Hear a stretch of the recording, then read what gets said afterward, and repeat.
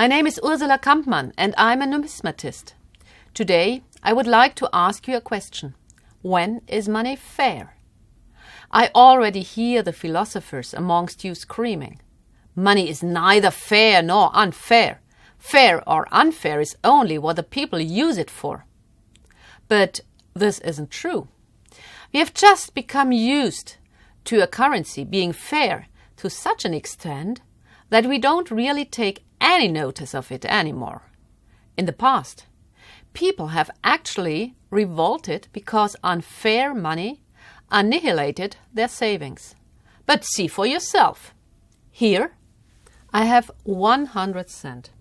If I go to a bank in order to exchange my 100 1-cent coins for 1 euro coin, they will do it. The same happens when I use 10 1 euro coins. The bank will give me a 10 euro banknote for it in return. Of course, I can pay 10 1 euro coins into an account, after which the 10 euros will be credited to that account. I'm sure you are thinking right now, oh, that's not a big deal. This is how any currency works, but it's precisely not how any currency works. A currency with the possibility to exchange without loss small change for money that might be saved has been available since the French Revolution only, and that happened about 200 years ago. Prior to that, money worked very differently. Technically speaking, two currencies existed at the same time. One currency was the change, which was used at the market.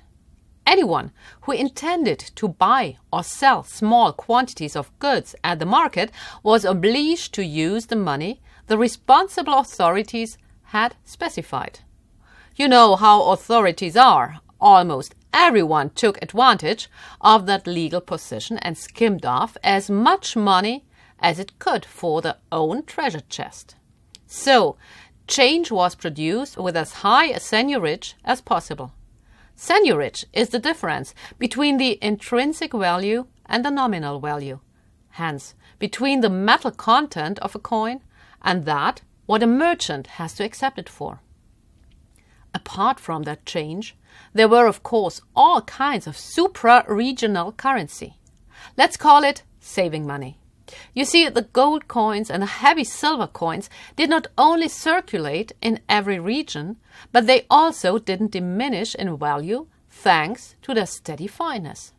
This basically means that these coins were miniature ingots in gold and silver. They were what we call today bullion. That money was used by the overseas tradesman, who sold and bought in great quantities. Those who were rich had thaler and gulden. The middle and the underclass calculated in pfennige and groschen.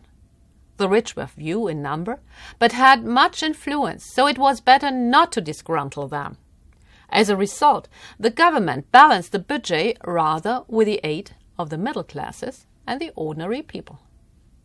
In order to demonstrate how that worked, I will give you a concrete example.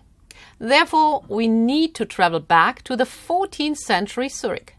There, the council had high expenses in the 1330s. The aldermen were forced to give a loan to the emperor. It was clear from the very beginning that the emperor would never return it.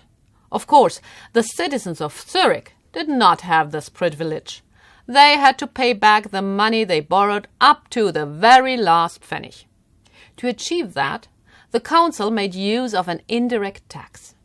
It debased the coins circulating on the market. That worked in Zurich, but on other markets, the Zurich pfennige were forbidden immediately. And so, the council decided after a while to get back to the old standard again. In 1335, new pfennige were produced. Anyone still possessing the old pfennige had to exchange them for the new ones. The ratio was 2 old pfennige for a single new one.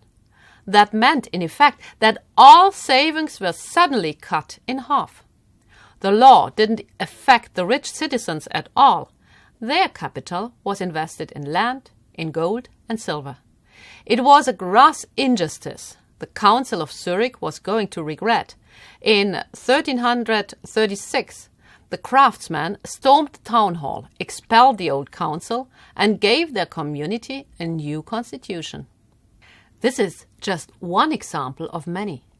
A new scientific study of Philip Robinson Rössner proves that the German Peasants' War wasn't so much precipitated by religious issues, but by the injustice of the exchange rate of change to stable money. As a matter of fact, it was since back then that the emperor, in cooperation with the imperial diet, tried to implement a uniform imperial minting ordinance with a fixed thaler to Kreuzer ratio. Unfortunately, scarcely anybody complied with it.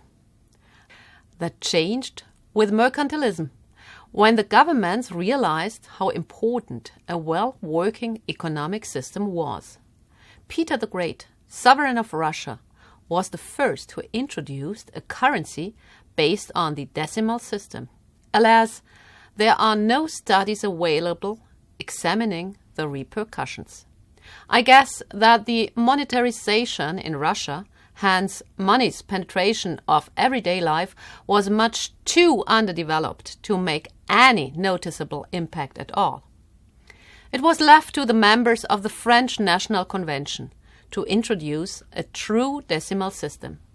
In 1795, they enacted a law that equated 100 centimes with 1 franc, stable and unalterable.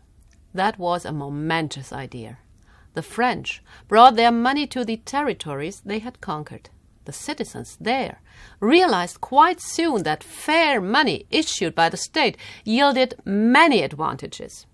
The ordinary people now could save their money to invest it at some point in the future. It was this new kind of money, only that enabled the poor to save, and that gave to some of them the chance to become an economic climber. What about today?